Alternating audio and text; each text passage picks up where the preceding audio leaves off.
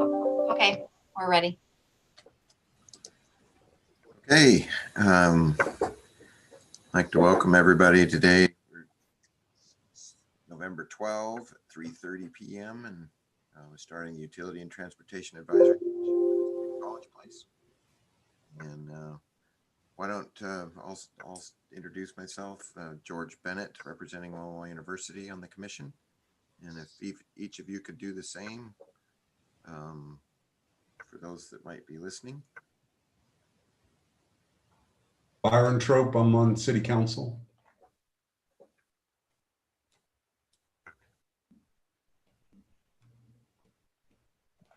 Mike Riztello, I'm staff to this commission, and I'm city administrator. Scott Hansen, on the committee, work for the county. And Carolyn Holm, Deputy City Clerk.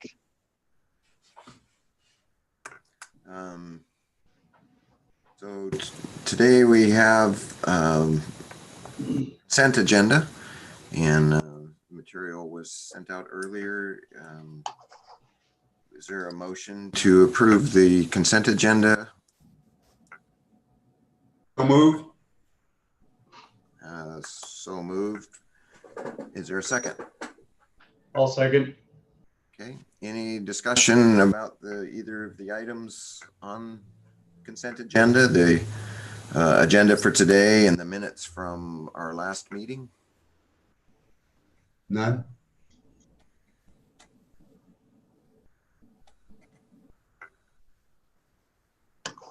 Okay, hearing no discussion. All those in favor of approving the consent agenda, respond with a digital hand or a aye. Aye. Aye. Aye. Okay. All opposed, same. Okay, it is carried.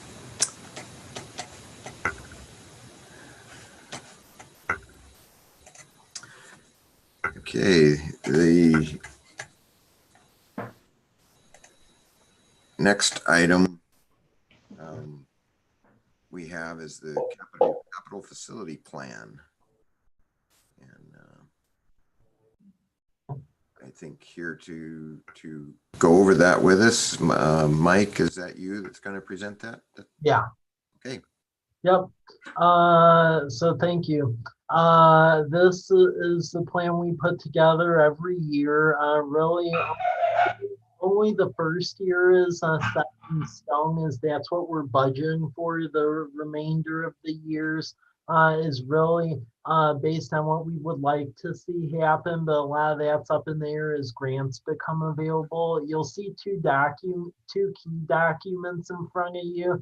The one that has where it's called summary, it's like that one is this one right here. Basically is like a linear notes for the entire plan, and then the early November rendition is actually a booklet form. So basically, if you're bored at night and want to read a very long booklet that has how stuff is funded and like where it's at, the key thing in the booklet form I would like to call your attention to, just because I get a lot of questions around it, is on page 4. So about what is the capital facility plan.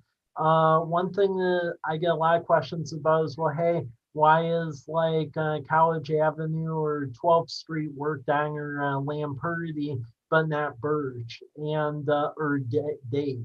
And the reason is that we're able to get outside grant money for our federally classified roads. So that's why we can move on those a lot quicker.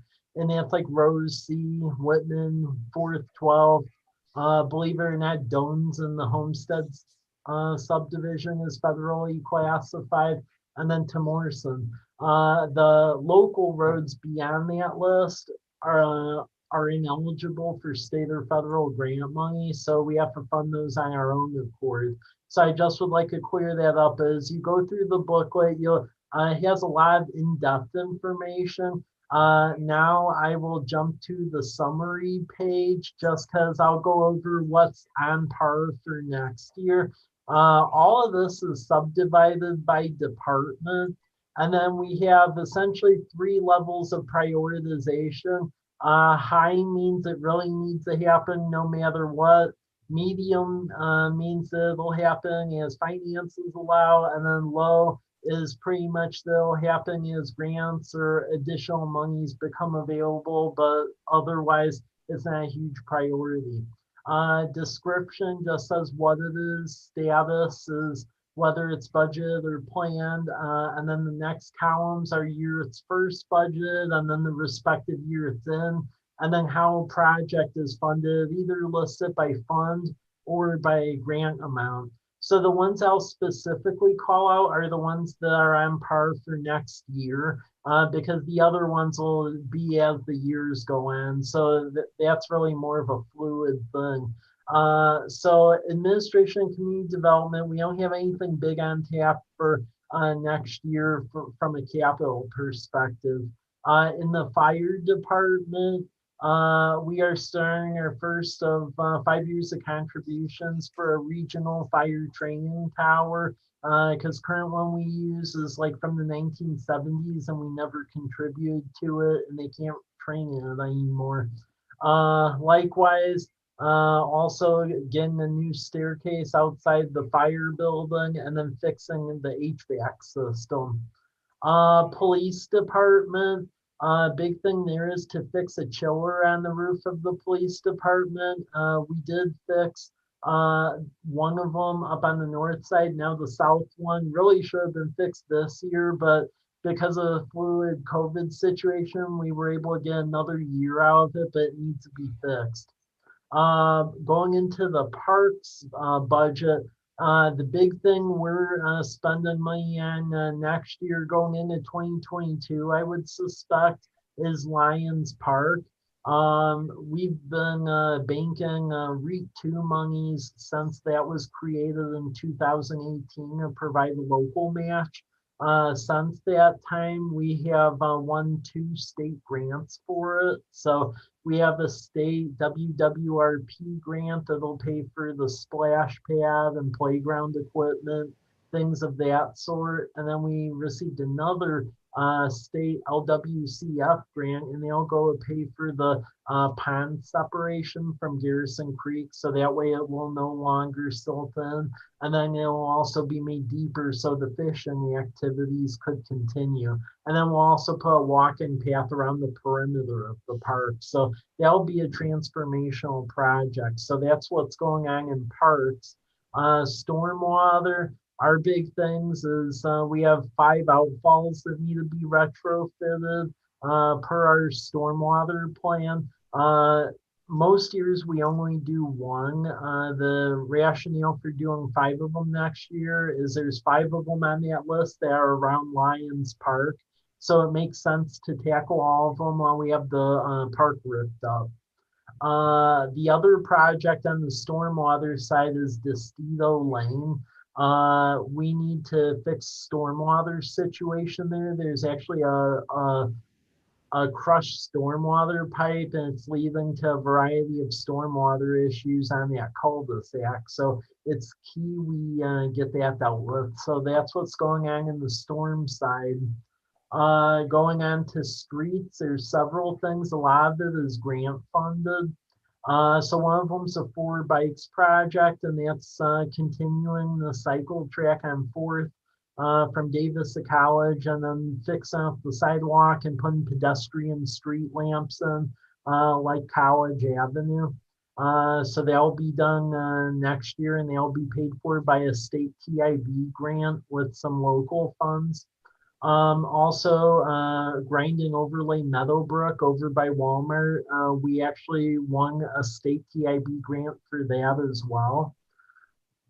Next is installation of stop signs at Whitman and Larch. So basically putting the flashy stop signs like what you see at 12th in Larch. And the idea there is to make the developer for Villages of Fort Walla Walla pay for that, which is the apartment complex that wants to go in to the south of Whitman. Other things next year, Safe Walk College Place. So we have the engineering done and the state's about ready to sign off and let us go a bid for construction. This will install a sidewalk on the east side of Davis Street from 3rd to Whitman, west side of Bade from 5th to 6th, and 7th to 10th, and then the north side 12th from Bade to College. Other things, chip seal program. So basically the Bade neighborhood would get a lot of that next year. And that's just where we put the chip seal on the road to preserve it for another 10 years. Other thing is block resurfacing program. So with that, the idea there is, since I've been here every year, it's gotten to a point where we've had to resurface like a block of roadway. And it's always been like these one-off projects. So instead, now it's just calling it a project that we deal with every year. And we invested in this like iWork asset management system where they actually drove all the streets essentially with this machine that calculated the condition of the roads and which ones should be prioritized. So that'll help us. So, and then the other thing is Majania Road. While the construction will not occur next year, we are getting an engineering grant to start doing engineering and right-of-way acquisition because the property just south of Majania was annexed a couple of years ago. We suspect development will occur there, and Majania from College out to like where Blueview Lane is, that really needs to be brought up, widened, and brought up to an urban standard. So there'll be an MPO grant from the Metropolitan Planning Commission. So that's for streets for next year. Diving into wastewater utility, we have several things there. So per our wastewater permit, we need to start planning for improvements to our wastewater treatment plant because they want to see that done by the end of 2023. So next year is going to be a lot of engineering and design on that at around 500,000. Also next year is a big year for construction for the Southwest trunk main. And that'll fix basically a lift station that's been over capacity for a while below College and Lamperti. Will replace it with one that'll have enough capacity. So that way we have enough capacity to deal with wastewater from the area Commercial Drive and Community Bank all the way out through where the high school is at. The development they'll go across the street all the way out to a wastewater treatment plant. So it's an expensive project, but we've gotten a lot of port grants, USDA, R&D money, and then money from the State Department of Ecology and Community Economic Revitalization Board. But it's about $7.5 million.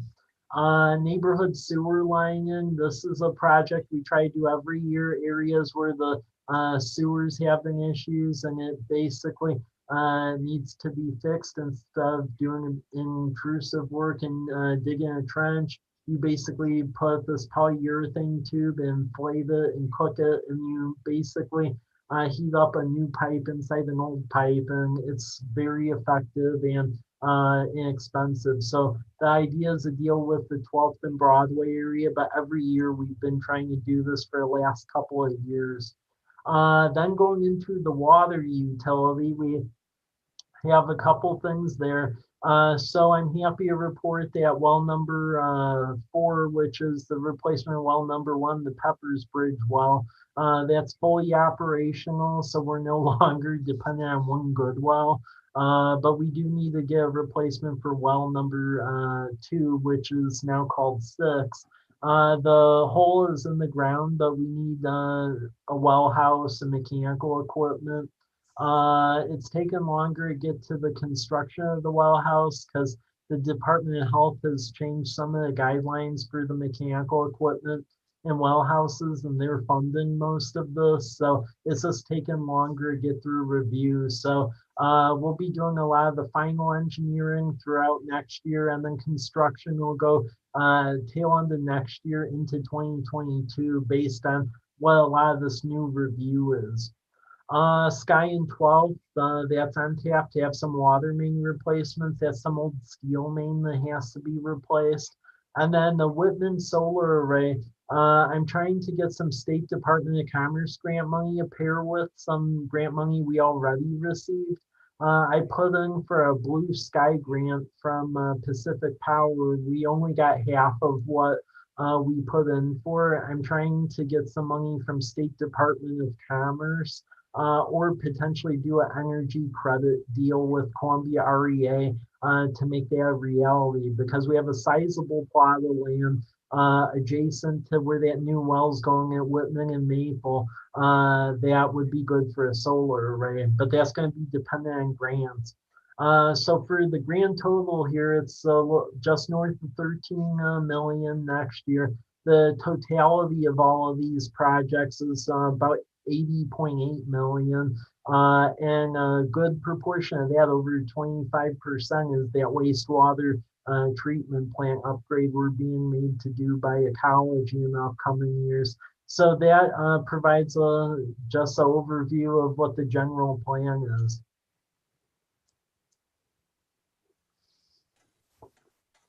Okay, thank you for that. I had a couple questions, Mike. Yeah. When I was going through that, I found ESCO. What is that acronym for? That's the Energy Services Company, and what that is they basically, if you're going to look at sustainable technologies or anything where there could be an energy savings, you can bank projects together and then based on savings do additional projects or do it at a lower cost. So we've been working with a company called McKinstry to do just that. Okay. Another question. What is it that makes some of our roadways federally classified? Traffic counts. Traffic count. Okay. So if you get enough traffic on one, it can change classification then? It can. One of the things that we've been warned by the feds, though, is that we have so many of our roads where Robert Gordon was excellent at making the case for why roads should be federally classified. But compared to other communities our size, we have a ton of roads that are federally classified. So I wouldn't really hold our breath on being able to get more of them classified, because the federal government has questioned us on that. Luckily, the traffic counts warrant it, but I just don't know how that bode well for adding future streets. Yeah. You mentioned the Whitman and Larch stop sign, probably developer funded. Is it thought that the development there will create more traffic count and require some sort of control at that intersection? Is that what's the driving factor? Yeah. So anytime we have development of that size, they have to do a transportation analysis, and with what they've turned in the past, it definitely, and also earlier reports we received, it warrants a four-way stop over there. If you look further in the capital facility plan, it's out, I believe, in like 2025 or so. But eventually all the development in that area will trip a four-way stoplight there in a couple of years. Okay. Yeah. All right. Anybody else have any questions or clarifications? I do not. I've heard most of this a couple of times. Okay. So I'd like to make a motion to recommend to City Council adoption of the 2021 to 2026 capital facilities plan. Okay. Is there a second? Scott, you're on mute. I saw a head nod. I'll second that. Okay. All right. All of us in favor of that, raise your digital hand and or say aye. Aye. Aye. Aye. Okay, it's unanimous. We will recommend that to the City Council. Excellent.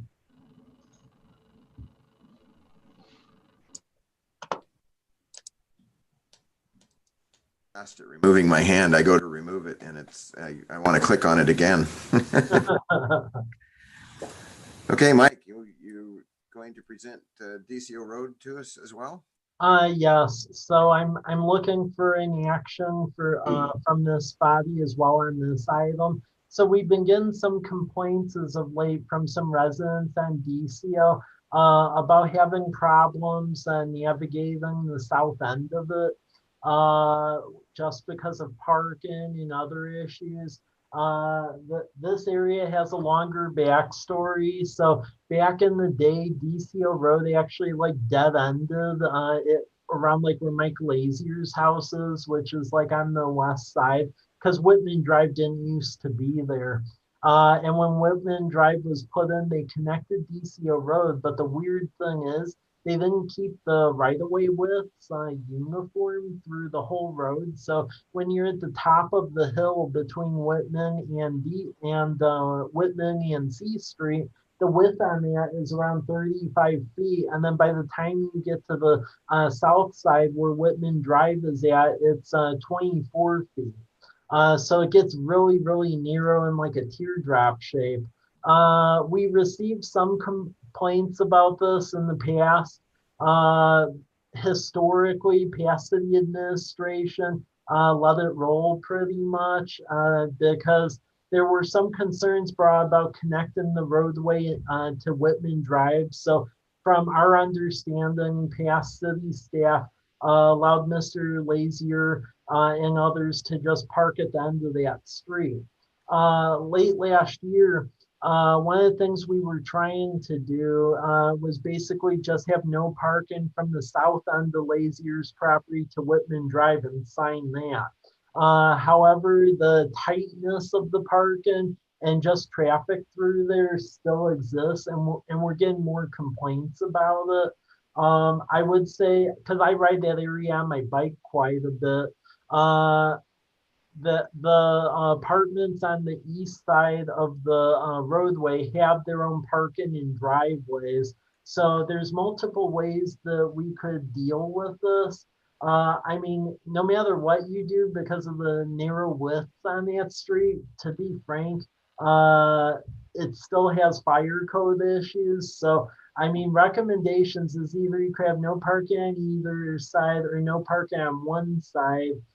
Personally, I tend to think since those apartments over on the east side have driveways and garages and stuff, it would probably be easier to do no parking on the east side. But this issue has been so prevalent and for so long, I think a way to put this to rest would be a recommendation from this body, and then I'm going to go to final council to get council action on this, just because at other cities that I've worked, typically these type of transportation issues do a final action like that. It's not like a handshake agreement. So that is what I've submitted to you today. So I'm looking for a general recommendation or thought process from this body I could bring on to city council.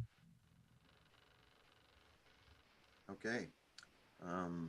You know, I'm familiar with that area as well and have looked at it since the agenda came out, and I haven't been by there yet when it wasn't very tight through there, and I have been there in the past prior to knowing that it was an ongoing problem when you physically could not drive through there because of the way things were parked. And I see the two pictures that you showed were at two different times, even because one, the trailer was on the sidewalk, and the other one, it was not. So it was actually two different photographs. Rain on the ground there. So it's probably an ongoing issue as well. I'm reading the description of the requirement for lane travel roadways. It would seem prudent to not have any parking until you get to the 34 feet width, or at least the minimum width for the 28 feet to start parking on one side. And maybe that might be a possibility. Comments from others? I think that makes sense. At least one side of the street, I fully support. But I'm kind of with you. I think all the way up until the wider section, I think no parking's warranted. Yeah, if you can't get 2 lanes through there, that's some liability on someone. That's what I was gonna ask, Mike, what would the city's liability be on allowing, if it's not signed or enforced to have adequate lane size? I checked with that. That whole fire code issue is actually some of the newer like fire codes. I believe because this was built before the most recent ones were brought in place, because most recent one is 2012 fire code, and this predates going back into 2005 or 6.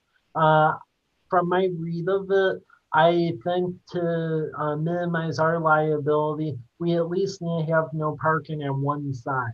I think we could get away with him parking on one side. Maybe when it gets up to the 28, that's just talking with our insurer. That's what I believe.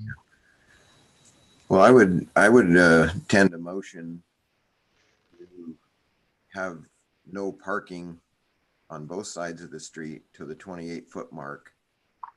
And at the 28 feet width, allow parking on one side only, being the west side, until you get to the 34-foot width road, at which time you could then allow parking on both sides again.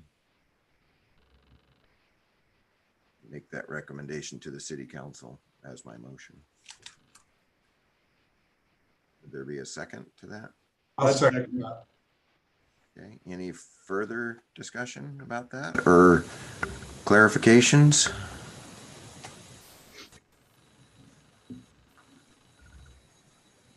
All right, hearing none. Go ahead and raise your digital hand or indicate by a verbal aye as your approval. Aye. Aye. Any opposed?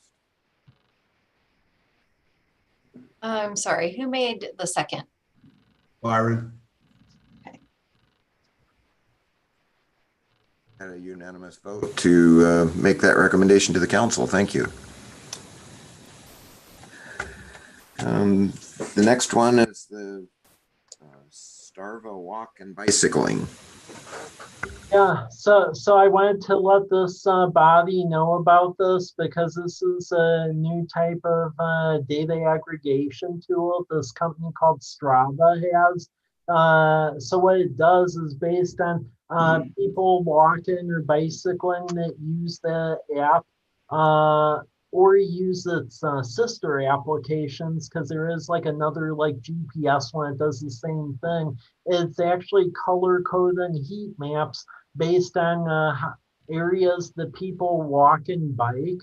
So it's actually pretty interesting stuff. So the thing that I find interesting is that with the bicycling, if you look at Fourth and Academy Way, that Four Bikes project is actually doing what we wanted it to, or if you looked at it, actually has a lot of bicyclists going through it. So the highest aggregation of bikes is any area that has white, and then it goes from that to yellow, and then to a purplish hue.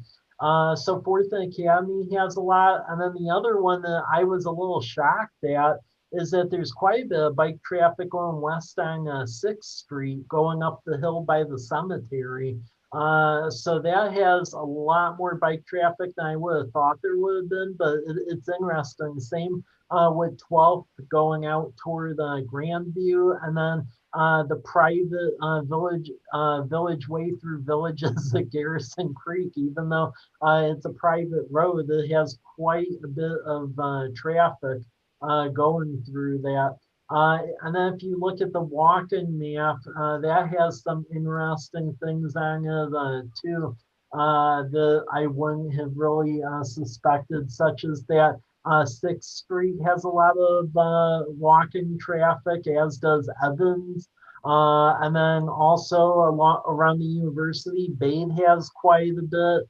And then Garrison Creek Heights, and then again, Village Way through villages of Garrison Creek, and then the Highland Park circular route, and then also Doan's, not Doan's, Homestead through Homestead Edition. That's getting a lot of traffic too. So I find this to be a tool we can use just as we're planning road retrofit projects.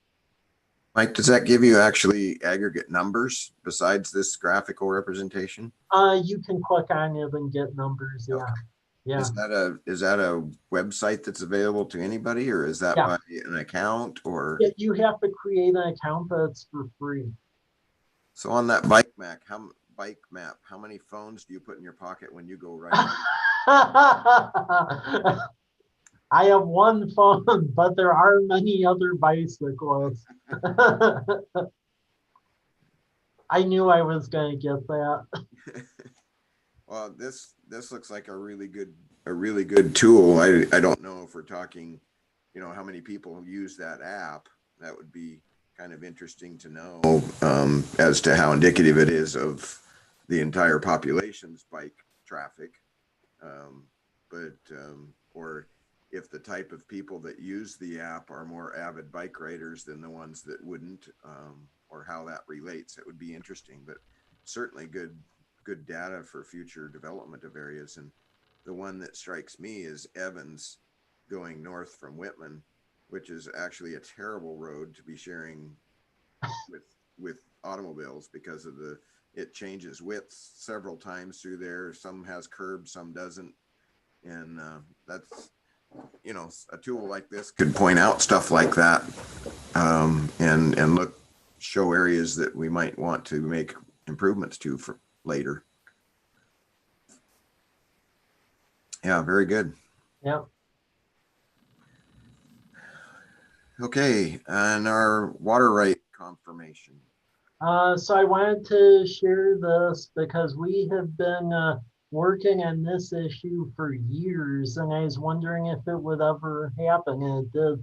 So a couple of years ago, we acquired a water right that Ralph Brochi had that he bought from the old cannery site, and was trying to move it to his apple orchard on the Columbia River, but because that's in a different zone, his application to move it over got rejected. So he had a water right that he couldn't use anymore. So we got a really good deal on it.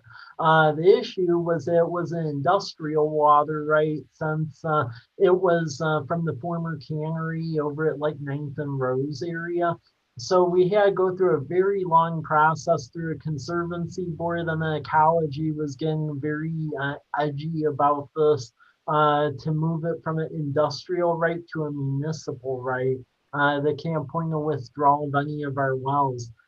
We just got a confirmation a couple days ago that they allowed us to move it to a municipal right. And the other thing that I'm very happy about is they didn't impair our rights. We were a little concerned moving from the industrial to municipal that they may try to reduce some of the acre feet, because we bought about 443 acre feet, and they kept it the same as what we bought. So definitely in this time frame, that's rare through ecology and so forth, but they did it. So we do have, now we're done, and we have the additional 443 acre feet as part of our municipal right. Okay, very good. Thanks for your work on that. That's interesting stuff, how they research all of that and figure out who the original right holders were, and if they had a right to have the right to sell it, or and all of that. So it's good to have that confirmation for the city. Yep. Yeah, thank you. Good work, Mike. Thanks.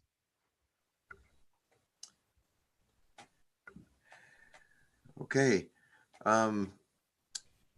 We had one other item that I think I was supposed to mention at roll call, and that was, I got two of them up here. I guess Carolyn has the current one up. Was that one of our members, Nadine, submitted her resignation effective immediately. So we have a position on the commission open again, which will be being posted soon. Carolyn, would you like to talk about that real quick? Well, I'm kind of new as far as processing it for the posting for the commission. So I'll be working directly under Lisa and she'll tell me what to do. Okay, very good. So we'll get it done. So that was more of a point of interest as to why she wasn't here with us today, and we'll get that position posted and work on that replacement in the future. All right, any other comments or questions for city administrator? Since we have his ear. Okay. Very good. Short meeting today, and thank you. So for the next meeting scheduled, I was looking at the schedule and I kind of estimated on that date for what it was historically. I'm not sure if you guys had already selected dates for it, but Not that I'm aware of. okay. I just wanted to put that out there so that you guys were aware of it. Keep it in your mind. It's still the second Thursday of the month, which we're trying to hit. Is that still good for Scott and Brian? Works for me. Yeah. Works for me. All right. As much as anything else in February right now. Thanks for arranging for that. And with that, I guess we will close the meeting at 4:06. Short meeting today. Enjoy your extra time. Do we have a motion? Do we I'll have- make a motion to adjourn. Okay, Second. good. Okay. All in favor, say aye. Aye. Aye. All right. All right. I don't think you actually have to vote, but just need motion. Just, yeah, a motion. Okay. Thank you, All right, guys. you guys. Bye-bye. Bye.